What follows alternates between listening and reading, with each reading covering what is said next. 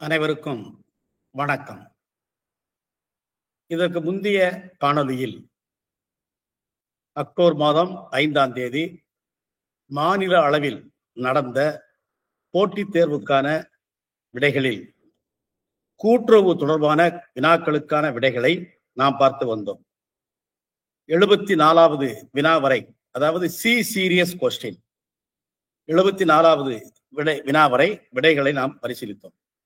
அதற்கு அடுத்தபடியாக இந்த காணொலியில் மீதமுள்ள 32 வினாக்களுக்கான விடைகளை பார்க்கலாம். வினா எண் 89. What is the role played by self help group in the cooperative ecosystem? கூட்டுறவு என்ற ஒரு அமைப்பில் சுய உதவி குழுக்களின் பங்கு என்ன என்பதுதான் கேள்வி. 5 விடைகள் கொடுக்கப்பட்டுள்ளன. சரியான பதில் சி, அதாவது strengthening grass root empowerment and livelihood. அடித்தள மக்களிடம் அதிகார பரவலை உருவாக்குவதுதான் சுய உதவி குழுக்களின் நோக்கம். எனவே சரியான விடை சி. அடுத்த கேள்வி 90வது கேள்வி. The number of policies formulated for principles of management by Henri Fayol. Henri Fayol அவர்களால் மேலாண்மை கொள்கைகளாக வகுக்கப்பட்டவை எத்தனை என்பது கேள்வி. விடை எண் பி 14 என்பது சரியான விடை. அதற்கு அடுத்தபடியாக கேள்வி எண் 91. which cooperative principle focuses on sustainable community development?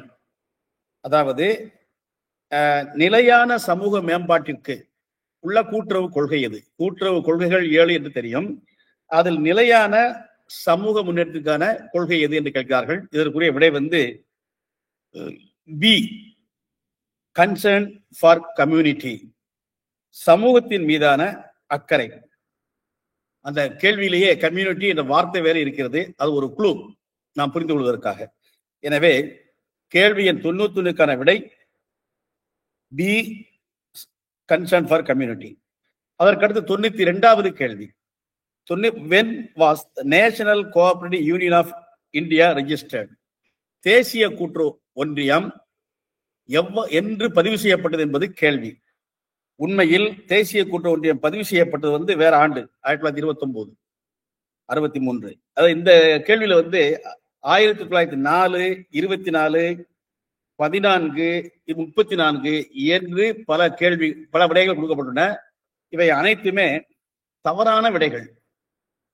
அதாவது தேசிய கூட்டுறவு ஒன்றியம் பதிவு செய்யப்பட்ட ஆண்டு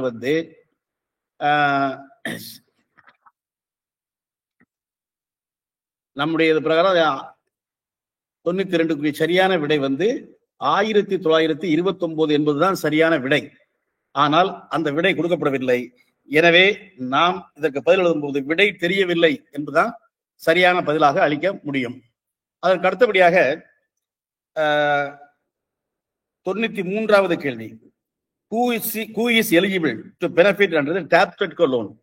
பொதுவாக பிற்பட்டோருக்குரியது TAPSEDCO, மைனாரிட்டிஸ் என்று சொல்லக்கூடிய சிறுபான்மையினருக்குரியது TAMCO, பட்டியலினத்தவர்களுக்குரியது TAPSEDCO என்பது தெரியும்.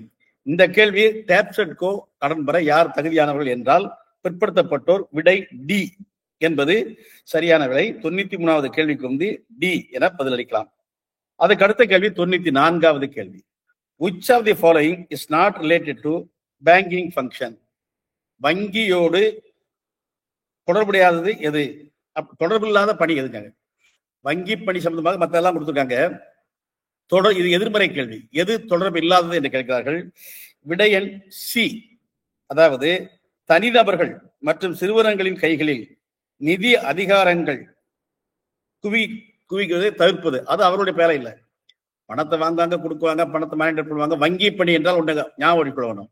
சாதாரணமாக நகர கூட்டு வங்கி கூட வங்கி பணி தான், ரிசர்வ் வங்கியும் வங்கி பணி தான். எனவே வங்கி பணி என்னும் போது அனைத்து வங்கிகளையும் மனம் கொண்டு பதிலளிக்க வேண்டும்.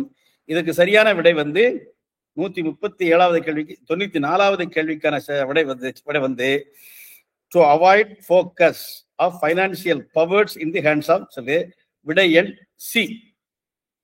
அதற்கு அடுத்தபடியாக நமக்கு வரக்கூடிய கேள்வி வந்து 95.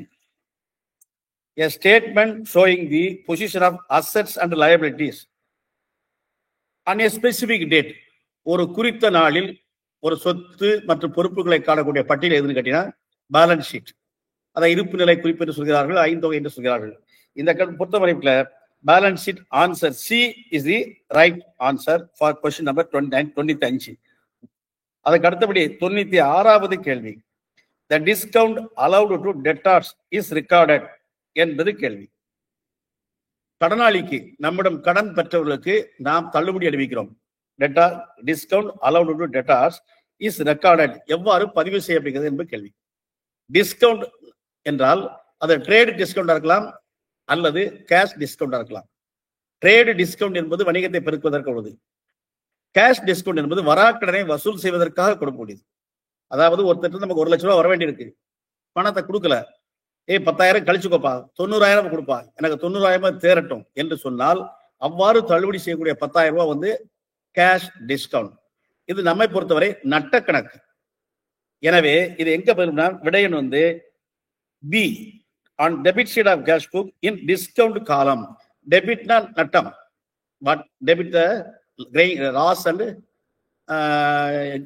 Losses.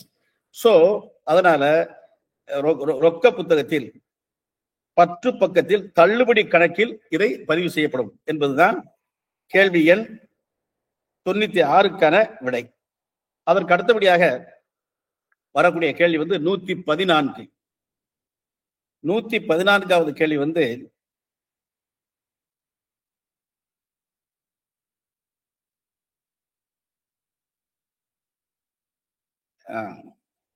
who promoted urban credit societies in Germany என்பது கேள்வி.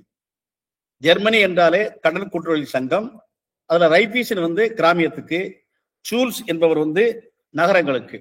இந்த கேள்விக்கு சரியான பதில் வந்து டி. டி வந்து சூல்ஸ் டெலிக்ஸ் என்று இருக்கிறது. அதனால 114வது கேள்விக்கு சரியான விடை டி. அடுத்த கேள்வி வந்து 115. What is one of the key features of Schulz Delitzsch cooperatives? Schulz கூட்டுறவு சங்கத்தினுடைய சிறப்புகள் என்ன என்பது ஒரு கேள்வி. No dividend, dividend on distributed based on share capital, high rate of dividend, dividend only for government. சரியான பதில் வந்து dividend was distributed based on share capital என்பது சரியான பதில். 115க்கு 11 பி இரண்டாவது விடைதான் சரியான விடை. 115க்கு அடுத்தபடியாக வரக்கூடிய கேள்வி வந்து 116. 116 வந்து who issues guidelines for priority sector lending? priority sector lending முன்னுரிமை கடன், weaker section, priority section, priority sector. இந்த கடனுக்கான வழிமுறைகளை, முன்னுரிமை கடனுக்கான வழிமுறைகளை வழங்குவது வந்து ரிசர்வ் பேங்க் ஆஃப் இந்தியா என்பதுதான் சரியான பதில். விடை எண் சி. 116வது கேள்விக்கு சி என்பது சரியான விடை. அதற்கு அடுத்தபடியாக 117வது கேள்வி. The first land development bank in India was established in. முதல் நிலவள வங்கி எந்த ஆண்டு அமைக்கப்பட்டது என்பது கேள்வி. இது வந்து 1929 டவுன்ஷன் குழு என்ற ஒரு குழு இருக்கும், அதன் அடிப்படையில் தான் இதை அமைச்சாங்க. B is the right answer. இரண்டாவதாக வரக்கூடிய பி. ஆண்டு வந்து 1929. அதற்கு அடுத்தபடியாக 118வது கேள்வி. floating rate of interest on loan, long term loan to usually linked to which factor? கடன் வழங்குவது எதோடு தொடர்புடையது என்பது கேள்வி. அதற்கு 4-5 விடைகள் கொடுக்கப்பட்டன. ரெப்போ ரேட் என்பதுதான் சரியான விடை பி. அதாவது 118வது கேள்விக்கு வந்து ரெப்போ ரேட் என்று பதிலளிக்க வேண்டும் பி. 119வது கேள்வி அது வந்து கிசான் கிரெடிட் சம்பந்தப்பட்டது. அதாவது ரீசனிங் மாதிரி வரும், ஆனா விவசாயம் சம்பந்தப்பட்ட கேள்வி. The Kisan Credit Card Scheme provides a revolving credit facility to farmers. சுழல் நிதியை விவசாயிகளுக்கு வழங்குகிறது. The scheme was introduced primarily, முக்கியமாக, to finance the purchase of farm machinery and long-term assets. நீண்ட கால சொத்துக்களை வழங்குவதும் விவசாய உபகரணங்களை வாங்குவதற்காக வழங்கப்பட்டது என்று சொல்கிறார்கள். ஆனால் இந்த இரண்டாவது ஸ்டேட்மெண்ட் தவறானது. விவசாயிகள் கடன் பெறுவதற்கு அது தேவையில்லாத சம்பிரதாயங்கள் வேண்டாம், இந்த சுழல் நிதி கிடைக்கட்டும், அது காசு கிடைக்கிற மாதிரி கிடைக்கிறதுக்காக தான் சொன்னாங்க. ஆனா உபகரணங்கள் வாங்குவது அதனுடைய நோக்கம் அல்ல. எனவே இந்த கேள்வியில வந்து எது சரி எது தவறு கேட்கிறாங்க. Answer C is the right answer. Answer C என்றால், அதாவது ஏ என்பது சரி, பி என்பது தவறு. A is true but B are is false என்பது சரியான விடை. அது வந்து சி, நம்ம விடை 4 விடைகள் 5 விடைகள்ல சி என்பது சரியான விடை. இந்த 119க்கு அடுத்தபடியாக வரக்கூடிய வந்து வினா எண் 137. 137ல என்ன கேட்கிறீங்க? What kind of cooperatives are governed under the multi state cooperative act? பல்நாட்டு கூட்டுறவு சட்டம் இல்லையா, அந்த பன்மாநில கூட்டுறவு சட்டம். இந்த பல்மாநில கூட்டுறவு சட்டத்தின் கீழ் எந்த சங்கங்கள் வருகின்றன என்பது கேள்வி. விடை வந்து பி, சொசைட்டிஸ் ஆபரேட்டிங் இன் மோர் தென் ஒன் ஸ்டேட் என்பது சரியான விடை. 137க்கு பி சரியான விடையாக குறிக்கப்பட வேண்டும். அதுக்கடுத்து 138, what is the trademark of goods purchased by dairy cooperatives in Denmark என்பது கேள்வி. அந்த விடைகள்லயே நமக்கு எளிதாக புரிந்துவிடும். அது அமுல், அது India, Hatsun private company, Aavin தமிழ்நாட்டை சேர்ந்தது. டென்மார்க்கில் உள்ளது வந்து லர் பிராண்ட். என்ன சொல்ல போனா அது வெண்ணெயினுடைய வணிக முத்திரை. எனவே 138வது கேள்விக்கு சரியான விடை வந்து ஏ. அடுத்தது 139.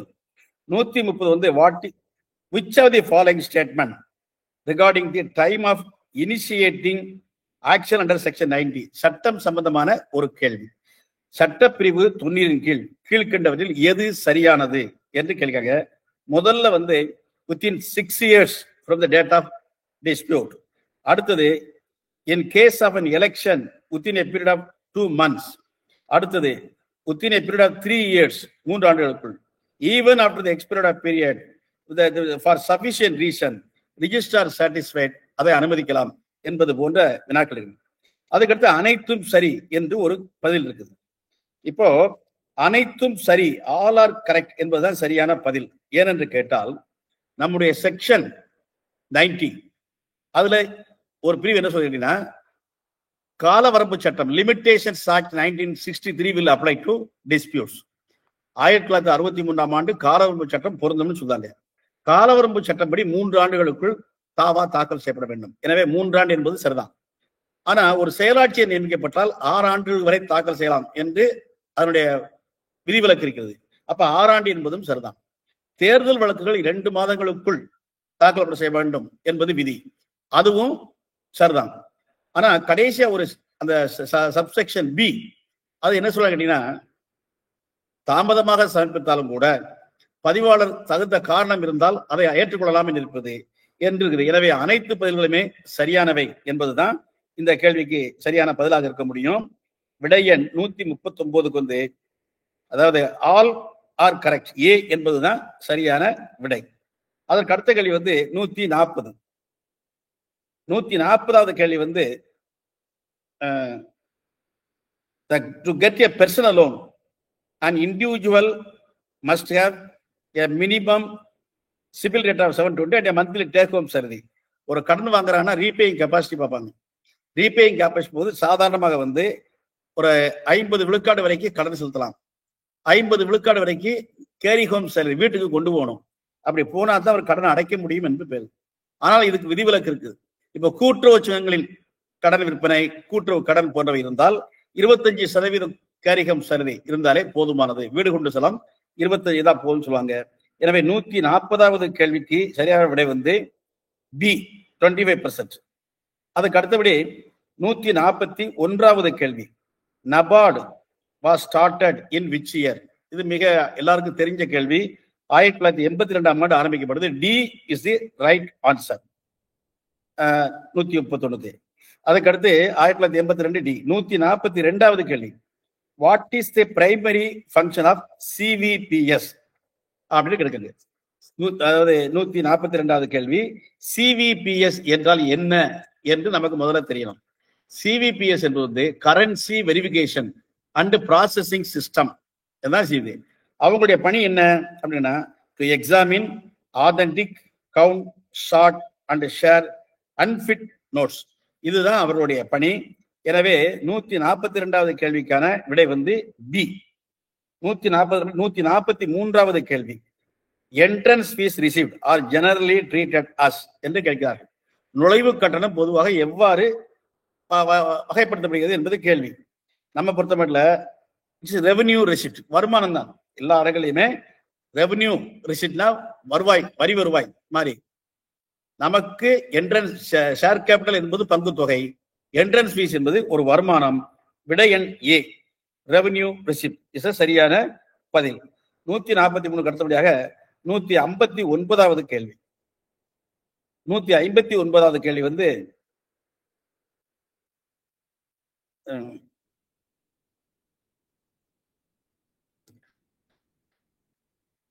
which government body has the power to add or remove commodities from the schedule of essential commodities? அத்தியாவசிய பொருள் தகவல் சட்டம் 1955 2020 வரை வந்திருக்கும். இதுல எந்த பொருள் அத்தியாவசியமான பொருள் என்ற அட்டவணையில் சேர்ப்பதும் நீக்குவதும் யாருக்கு அதிகாரம் இருக்குது என்பது கேள்வி. இதுக்கான விடை வந்து பி, மத்திய அரசுக்கு தான் இந்த அதிகாரம் இருக்குது. எனவே 159வது கேள்விக்கு வந்து மத்திய அரசு. மத்திய அரசு வந்து ஆணை பிறப்புக்கு முன்னாடி மாநில அரசை கலந்து ஆலோசிக்கும். ஆனால் அந்த அதிகாரம் வந்து மத்திய அரசுக்கு மட்டுமே இருக்கிறது. அடுத்த கேள்வி 160. The second All India Cooperative Act was enacted in, இரண்டாவது கூட்டுறவு சட்டம் எந்த ஆண்டு இயற்றப்பட்டது என்பது கேள்வி. இது மிக தெரிந்த கேள்வி. 1912 தான். முதல் சட்டம் 1904, இரண்டாவது 1912. இதற்கான விடை வந்து டி. அதாவது 160வது கேள்விக்கு D is the right answer. அதுக்கு அடுத்த கேள்வி 161. Which dairy cooperative is considered the most successful in India?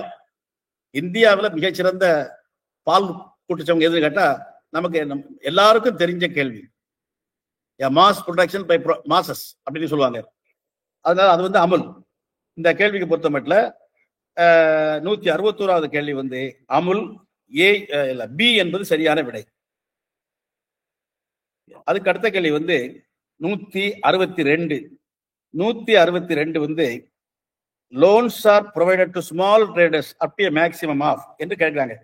அதுல பலத்தை கொடுத்துருக்காங்க. 10,000, 20,000, 50,000, 1 லட்சம் வரைக்கும். பொதுவாக small traders loan, S loan சொல்லுவாங்க. அந்த ஸ்மால் ட்ரேடர்ஸ் லோன் வந்து ஒவ்வொரு வங்கிகளும் அவங்களுடைய கடன் அளவை தீர்மானம் பண்ணி நிறைய இருப்பாங்க. அதிக அளவு எவ்வளவு கடன் கொடுக்கலாம் என்று பதிவாளர் நிர்ணயம் செய்கிறார். அதன்படி தற்போதுள்ள வரம்பு பிரகாரம் 1 லட்சம் ரூபாய் வரை சிறு வியாபாரிகளுக்கு கடன் கொடுக்கலாம். எனவே 162வது கேள்விக்கான விடை வந்து 1 லட்சம். Answer D is the right answer. அதுக்கு அடுத்தபடி 164வது கேள்வி. 164வது கேள்வி வந்து which type of operating system allows only one, அதாவது வந்து கம்ப்யூட்டர் சம்பந்தப்பட்டது. 164 கேள்வி வந்து when was the All India Mutual Arrangement Scheme was introduced? அதாவது இந்திய பரஸ்பர திட்டம் எப்போது உருவானது என்பது கேள்வி.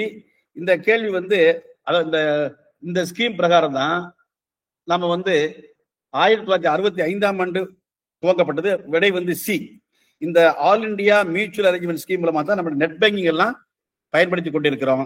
எனவே இந்த 164வது கேள்விக்கான விடை வந்து சி, 1965. அதுக்கு அடுத்தபடி வந்து 165வது கேள்வி.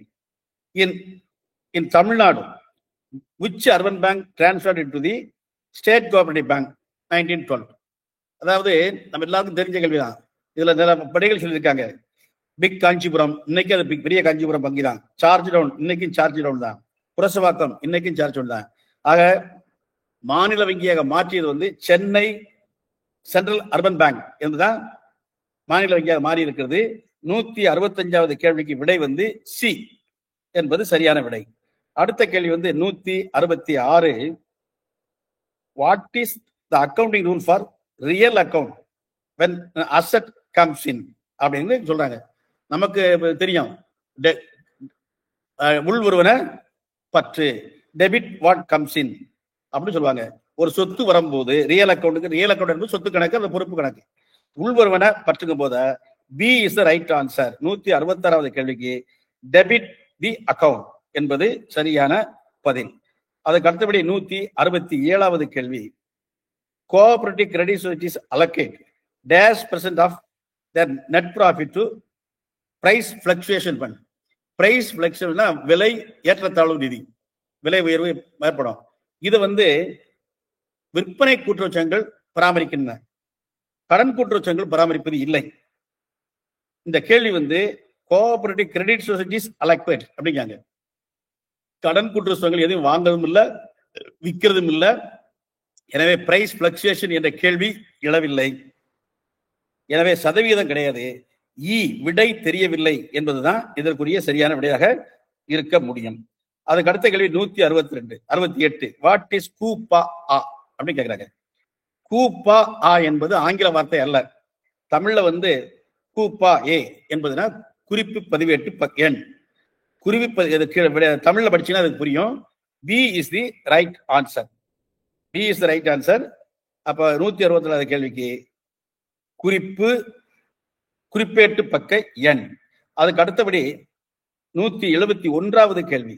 170வது கேள்வி அதாவது what is the minimum age to become a member of a cooperative society. ஒரு கூட்டுறவு சங்கத்தில் உறுப்பினர் ஆவதற்கு குறைந்தபட்ச வயது என்ன? அது நம்ம சட்டத்தில் உள்ளதுதான். ஒப்பந்தம் செய்வதற்கு எத்தனை வயசு தேவையோ அதுதான் உறுப்பினர் ஆகக்கூடிய தகுதி. 18 வயதுக்கு மேற்பட்டவர்கள் தான் ஒப்பந்தம் மேற்கொள்ள முடியும். எனவே கேள்வியின் 171 விடை 18 வயசு. Answer B. அடுத்த கேள்வி 174. 174வது கேள்வி gratuity act enacted in the year. பணிக்கொடை சட்டம் எந்த ஆண்டு இயற்றப்பட்டது என்பது கேள்வி. அது 1972 மாற்றப்பட்டது. விடை எண் சி. இப்போ ஒரு 32 வினாக்களுக்கான விடைகளை இப்போது பார்த்திருக்கோம். ஏற்கனவே ஒரு 33 வினாக்களை முதல் பகுதியில் பார்த்து விட்டோம். இதுல கூட்டுறவு சம்பந்தமான கேள்விகள் 65க்கும் இந்த விடை முடிந்து விட்டது. மற்ற பாடங்களுக்கு, அதாவது கணனிக்கு இதெல்லாம் தனித்தனியா போட்டிருக்கோம். பொது அறிவு சம்பந்தமான விடைகளை தனியாக அனுப்புவோம். இதை பயன்படுத்திக்கோங்க.